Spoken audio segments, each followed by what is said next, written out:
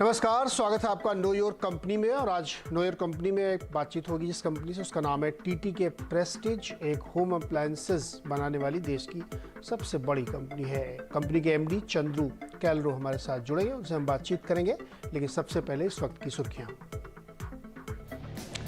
HCL take के constant currency revenue guidance घटाने से शेयर करीब 7% टूटा। आईटी इंडेक्स भी करीब 3% लुढ़का। परसिस्टेंट, इन्फोसिस, विप्रो, टेक महिंद्रा जैसी दिग्गज में भी 3% से ज्यादा की गिरावट। अमेरिका में महंगाई आंकड़ों और एफओएमसी की बैठक से पहले बाजार में गिरावट। 18,500 के नीचे फिसला निफ्टी। सेंसेक्स में भी ऊपर से 600 पॉइंट का करेक्शन।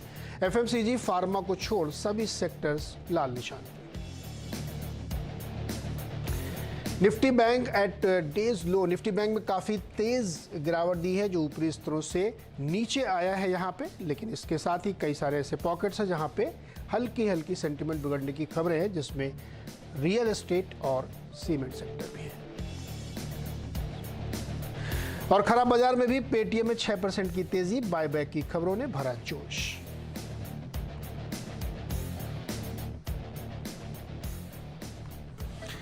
बाजार की नज़र डालिए एक तस्वीर जहां पे निफ्टी 115 पॉइंट वीकनेस के साथ कामकाज कराए। बैंक निफ्टी भी ऊपर से काफ़ी करेक्ट हुआ है, लेकिन उतना ज़्यादा नहीं जितना निफ्टी में गिरावट है। 48 पॉइंट बैंक निफ्टी नीचे, लेकिन अगर आप हाई से कवर करें तो काफ़ी बड़ी गिरावट यहाँ पे भी देखने को मिले, क्योंकि दिन के दौरान ये रिकॉर्ड हाई पे गया था और वहाँ से एकदम नीचे ट्रेड करता हुआ दिख रहा है। मिड कैप इंडेक्स जो सुबह के ट्रेड में संभलने की कोशिश कर रहा था, वहाँ पे भी काफ़ी तेज़ गिरावट है। 150 पॉइंट या आधा प्रतिशत नीचे है मिड कैप इंडेक्स। लेकिन ऊपर से अगर आप इसको भी देखेंगे तो काफ़ी गिरावट यहाँ पे भी देखने को मिली है। तो ये हाल है बाज़ार का। लेकिन ब्रॉडर मार्केट अगर आप देखें, यानी बाज़ार में कितना ट्रेड हो रहा है, उसमें कौन से शेयर किस तरह प्रदर्शन कर रहे हैं, तो उसमें करीब 2000 से ज़्यादा शेयर्स में कमज़ोरी का ट्रेड है, यानी गिरावट के साथ कामकाज कर रहे हैं। जबकि 800 शेयर मजबूती के साथ है। ये देखिए, ये जो क्रॉस बना आपका लाल और हरी निशान का, ये दिखा रहा है कि ब्रॉडर मार्केट में बड़ी गिरावट है और चारों तरफ लोग प्रॉफिट बुकिंग कर रहे हैं। और इसका सबसे बड़ा जो आज का कल्प्रिट आप कह सकते हैं वो आईटी इंडेक्स है। और उसमें भी HCL टेक्नोलॉजीज़ ने जो गाइडेंस घटाया अपना कि लोअर साइड में, यानी जो उन्होंने एक रेंज देते हैं कंपनी, उसमें उनका मानना है कि लोअर साइड का गाइडेंस रहेगा। उसकी वजह से फिर दूसरे आईटी शेयर्स में गिरावट आई। और ये देखिए, इंडेक्स HCL टेक्नोलॉजी 7% कमज़ोर है। तगड़ी गिरावट यहाँ पे देखने को मिली है। तो ये एक इंडस्ट्री के लिए, आईटी के लिए खासतौर पे चिंता की बात यहाँ पे हो सकती है। और अगर आपको मैं बताऊं कि इंडाइसेस में कौन कौन से स्टॉक यहाँ पे आपको कमज़ोरी के साथ दिख रहे हैं, तो आईटी में HCL टेक्नोलॉजीज 7% है, इन्फोसिस 3% से ज़्यादा है, टेक महिंद्रा 3% से ज़्यादा है। तो ये तमाम स्टॉक्स हैं जो अच्छी खासी कमज़ोरी के साथ कामकाज करते हुए दिख रहे हैं। क्या ये एक अपॉर्चुनिटी है या यहाँ से गिरावट बढ़ेगी, ये कहना भी बड़ा मुश्किल है। इसका जवाब लेने की कोशिश करेंगे। लेकिन आप FNO की लिस्ट में डालेंगे तो सारे IT shares, HCL Tech, Intel, Mphasis, Birla Soft, Tech Mahindra, First Source, L&T Technology Services, LTI, Mindtree, सब में, इन्फोसिस, सब में, परसिस्टेंट, तमाम ऊपर से पूरी लिस्ट है जहाँ पे इनमें गिरावट देखने को मिल रही है। क्या इसमें हो सकता है? पहले तो एक मार्केट का व्यू लेते हैं, फिर आईटी समझने की कोशिश करते हैं। गावा सर, मूड बिगाड़ दिया है आईटी इंडेक्स ने, आईटी शेयर्स ने, और उसके बाद फिर पूरे सेक्टर में आप देखिए आईटी में गिरावट, और उसके साथ साथ फिर पूरे बाजार में भी गिरावट देखने को मिल रही। तो पहले तो ये बताइए, निफ्टी जो हमारा इस वक्त करीब 120 पॉइंट नीचे काम कर रहा है, इसमें कहाँ पे सपोर्ट मिलता हुआ दिख रहा है? यहीं पर सपोर्ट है। जो आज का लो देखिए, आपको लगता है कि निफ्टी ने 18,500 तोड़ा, लेकिन फ्यूचर्स में नहीं तोड़ा है। फ्यूचर्स का जो लो है करीब 18,560 के आसपास है। तो सब मतलब यहाँ से फ्यूचर्स में नहीं ब्रीच हुआ, स्पॉट में ब्रीच हुआ होगा। बैंक निफ्टी के इसलिए मुझे लगता है कि जो आज का लो है शायद यहाँ पर संभल सकता है। एक अप्पू मिलना चाहिए। अगर अप्पू मिलता है तो मेरे ख्याल से एक अप्पू मिलेगा तो करीब 18,600 तक जा सकता है। तो अगर शॉर्ट्स किसको कवर करने हैं आज, तो जगह तो अच्छी है आज कवर के। जिन्होंने आज भी शॉर्ट किया हो या कल भी शॉर्ट किया या परसों भी शॉर्ट किया हुआ, फ्राइडे के पहले आज कवर कर सकते हैं शॉर्ट इस जोन पर, फिर 18,500 के आसपास, जो कि एक स्ट्रॉन्ग साइकोलॉजिकल सपोर्ट है। और बैंक निफ्टी ने फ्यूचर्स ने उसको ऑनर किया। रही बात निफ्टी बैंक की, निफ्टी बैंक में थोड़ी गिरावट देख रहे हैं हम, बिल्कुल यहाँ पर ये 43,500 के आसपास सपोर्ट मिला है स्पॉट में। तो मुझे लगता है यहाँ पर संभलने की जगह अच्छी है। संभलता नहीं संभलता पता नहीं, लेकिन संभलने की जगह तो अच्छी है। अगर अपने मिलता है बैंक निफ्टी में तो करीब 43,700 जा सकता है। तो let's see how it goes. लगता है शॉर्ट कवरिंग करने की जगह अच्छी है। सिर्फ अभी 2 ही घंटे तो बचे हैं। आपको लग रहा है कि अभी शॉर्ट कवरिंग आएगी इसमें? बिल्कुल बिल्कुल, क्योंकि ब्रीच नहीं हुआ, निफ्टी में ब्रीच हुआ है, फ्यूचर्स में ब्रीच नहीं हुआ। ओके, तो शॉर्ट कवरिंग की उम्मीद है यहाँ पे। गाबा सर को लगता है कि शॉर्ट कवरिंग आ सकती है, तो इसलिए आप उस हिसाब से ट्रेड इनिशिएट कर सकते हैं। लेकिन गाबा सर, जो आईटी में हुआ आज, बहुत तेज़ गिरावट तमाम स्टॉक्स पे देखने को मिली। एचसीएल टेक्नोलॉजीज की पहले मैं बात करूँगा, 7% स्टॉक नीचे है जी। क्या और इसमें गिरावट अभी बाकी है? ये अभी मतलब शुरुआत है, क्योंकि अभी एक डाउनग्रेड आया है खबर के तौर पे, इसको मैं बताऊं। हो सकता है कि आने वाले समय में बाकी कंपनियों में भी है। मैं लगातार इस बात पे हम और आशीष चर्चा कर रहे थे कि अर्निंग डाउनग्रेड्स की आशंका बहुत बनती दिख रही, क्योंकि यूएस में कंपनीज आईटीज ने खास तौर पे बहुत ज़्यादा ले ऑफ किए, उनके बिजनेसेस उड़े हैं, तो वो हमारे ऊपर असर कहीं ना कहीं आएगा। अब वो खबर के तौर पर सामने आया है। एचसीएल टेक में क्या करना चाहिए? और बिकवाली आएगी क्या इसमें अभी? बिल्कुल, मेरे ख्याल से गैप डाउन मिला है, उसके बाद एक लगातार गिरावट हुई है एचसीएल टेक में। पॉसिबल अब ट्रेड कर रहा है 1025 में। 1000 का एक जोन है, ये साइकोलॉजिकल सपोर्ट है। 1000 तक समझ जाता है तो ठीक है। अगर ये 4 डिजिट से 3 डिजिट हो गया एचसीएल टेक, तो और भी गिरावट आएगी, भारी गिरावट आएगी। इतना है कि उसको 1000 ब्रीच करना है या नहीं करना है, वो एचसीएल टेक को डिसाइड करना पड़ेगा। तो एचसीएल टेक में और गिरावट आ सकती है। गवा सर, फिर आईटी से फिलहाल दूर रहें या शॉर्ट करें?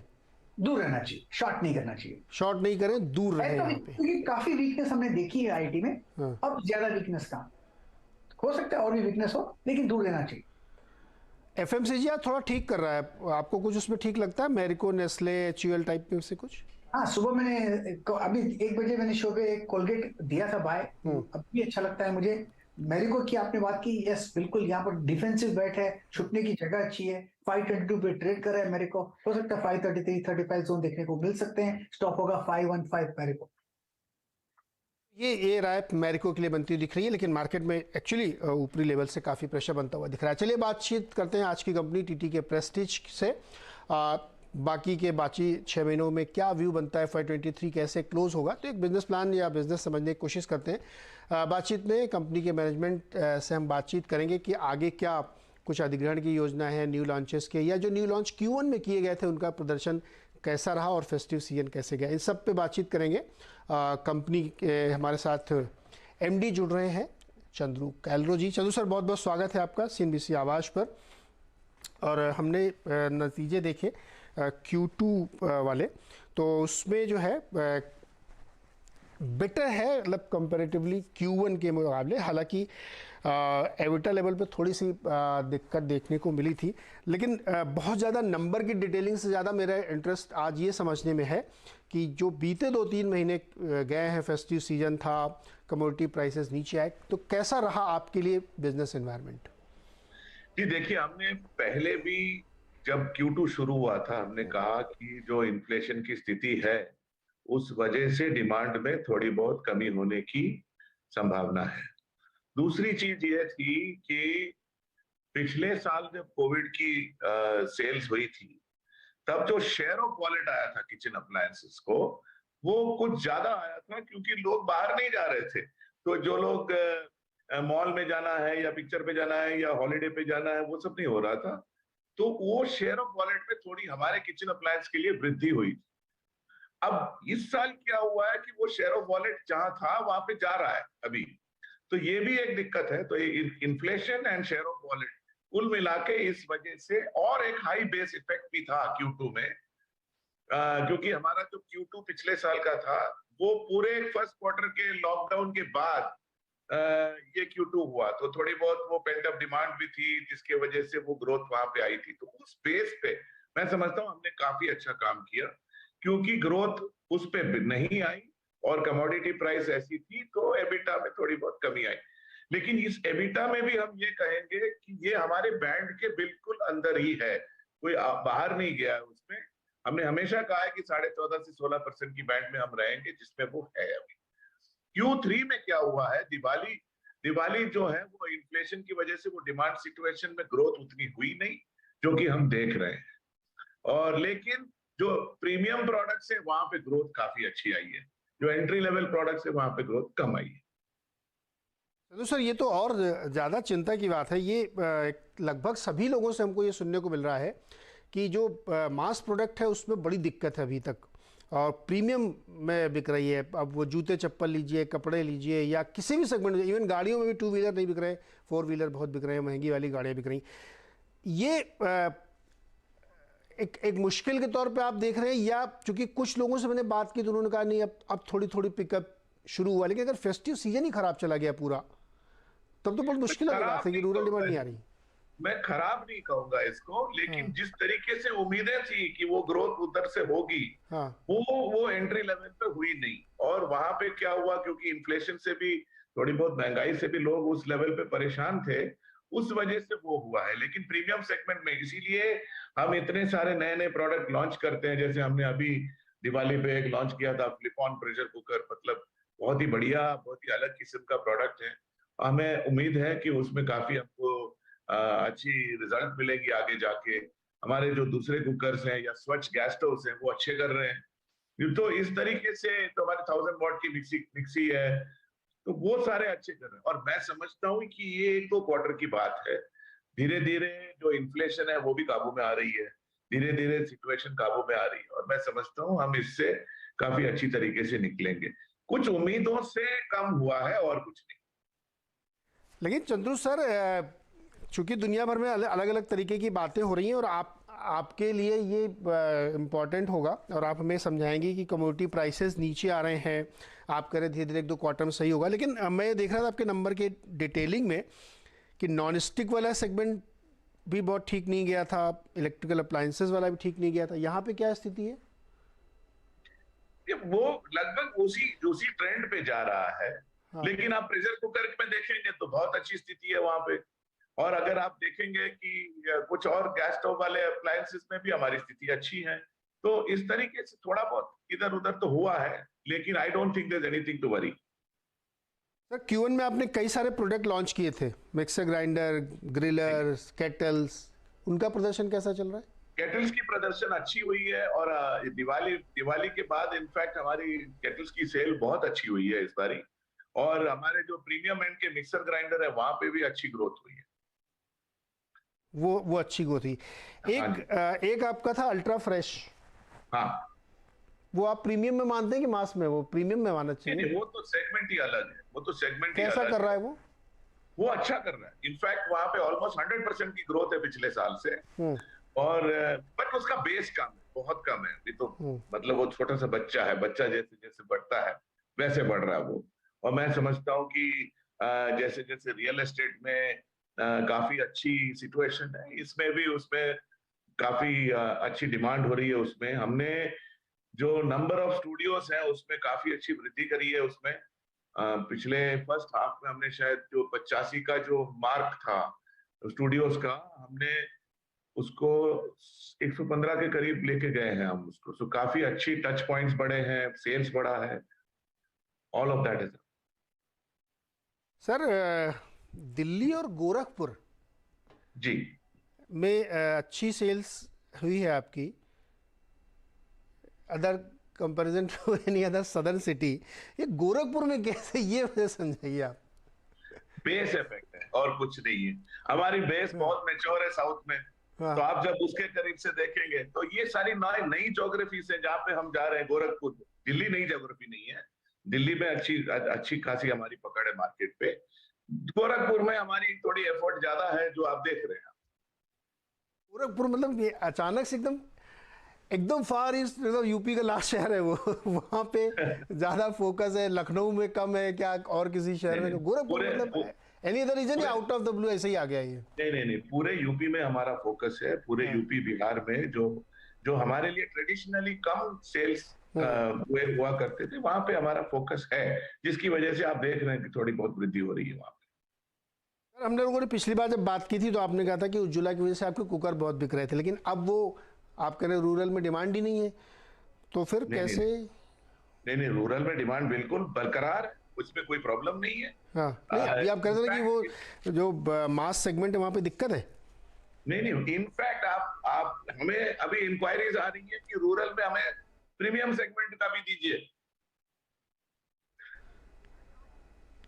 रूरल में प्रीमियम की डिमांड आती है, ये देखिए फिर वही प्रीमियम आ गया ना सर, प्रीमियम ही चल रहा है सब जगह। नहीं, देखिए ऐसा है, हम लोग जो हम सोचते हैं शहरों में रह के कि वो रूरल वाले सब सस्ता ही लेते हैं, ऐसी बात गलत है। उनके पास चाहता हूँ कि वो लोग प्रीमियम ही यूज करें। हाँ, उनको भी अभी उसकी जरूरत पड़ रही है। ओके, वहां पे भी प्रीमियम ये चल रही है। आपसे थोड़ा एक नंबर आपसे समझ लेता हूँ। FY23 आपको लगता है कि आप उस लेवल पे क्लोज कर पाएंगे जो आप गाइडेंस दे रहे हैं? क्योंकि सर मैं ये बात दूसरी तीसरी बार आपसे कह रहा हूँ, क्योंकि बहुत ज़्यादा डिस्ट्रेस की फीलिंग हम लोगों को रोज सुनाई देती है, मुश्किलों की। देखिए, हमने कोई ऐसी गाइडेंस दी, मतलब हमने दी है कि हम डबल डिजिट में ग्रोथ करेंगे, वो हो जाएगा। हमारी जो एबिटा फिगर है जो हमने बैंड दिया है 14.5 से 16%, वो हो जाएगा। और मेरे हिसाब से हमने कुछ इसमें चेंज नहीं देख रहे हम लोग। एंड वैसे स्पेसिफिक गाइडेंस में देना भी नहीं चाहूंगा, बट ये बैंड्स जो हमने पहले बताए हैं आपको, वो उस पे हम अभी भी कायम है। अभी भी कायम है। सर ऑनलाइन कितना है आपका अभी टोटल सेल्स का? 14-15% है ऑनलाइन। कम है अभी तो, बहुत नहीं, हमें वही चाहिए, क्योंकि हम चाहेंगे कि हम सारे चैनल्स को हम बढ़ाएं। और ये ऑनलाइन में जो वृद्धि हुई थी पिछले साल, वो मजबूरी में हुई थी लोगों की। लोग भी ऑनलाइन में जा रहे थे क्योंकि वो बाहर नहीं जा पा रहे थे। अब जब बाहर जा सकते हैं तो ऑनलाइन भी ऑनलाइन की ग्रोथ उतनी है नहीं और बाहर की ग्रोथ है। तो ये तो होना ही था, बिकॉज वो अचानक से जो बेस इफेक्ट हुआ था ऑनलाइन में पिछले साल लॉकडाउन की वजह से, हम उस बेस के हिसाब से हम बहुत बोल रहे हैं। बेस इफेक्ट की वजह से। अच्छा, ऑनलाइन की ग्रोथ उतनी ज़्यादा है नहीं अब, क्योंकि कोविड ख़त्म हो गया, लोग अब बाहर जा रहे हैं, इसलिए ओके, ये वाला होता हुआ दिख रहा है। चंदू सर बहुत बहुत शुक्रिया। और मैं आपकी बात अगले इंटरव्यू में आपसे पूछूंगा, जब आप कह रहे हैं कि प्रीमियम जा रहा है रूरल की तरफ, एक, और दूसरा आप कह रहे हैं कि जो आपने बैंड दिया है आप उसमें मार्जिन मेंटेन करेंगे। मैं फिर से कहूंगा, प्रीमियम की इंक्वायरीज आई है, अभी तक शुरू नहीं हुआ। इंटरेस्टिंग फैक्ट है लेकिन वो, और इस पर हम लोग अगली बार बातचीत करें। बहुत बहुत शुक्रिया सर हमारे साथ जुड़ने के लिए। TTK प्रेस्टीज और एक ज़बरदस्त ब्रांड, बहुत ही ज़्यादा देश भर में, दुनिया में, बहुत जगह यूके वगैरह में बहुत ज़्यादा चलता है। 856 के आसपास ये स्टॉक ट्रेड कर रहा है। छोटा सा ब्रेक के बाद मार्केट पे एक नज़र डालेंगे, क्या हाल है। गिरावट थोड़ी और बढ़ गई है सर, मार्केट पे डालते हैं। 450 बहुत वोलेटाइल है, लेकिन नीचे साइड के देखिए 184-185 पॉइंट की फॉल है हाई से निफ्टी में, और निफ्टी बैंक में 321 पॉइंट की, 320 पॉइंट की फॉल है हाई से। जब दिन के उछले स्तर से आप इसको कंपेयर करेंगे तो इस तरह की गिरावट दोनों इंडाइसेस में देखने को मिल रही है। प्रेशर डेफिनेटली इंक्रीज हुआ है।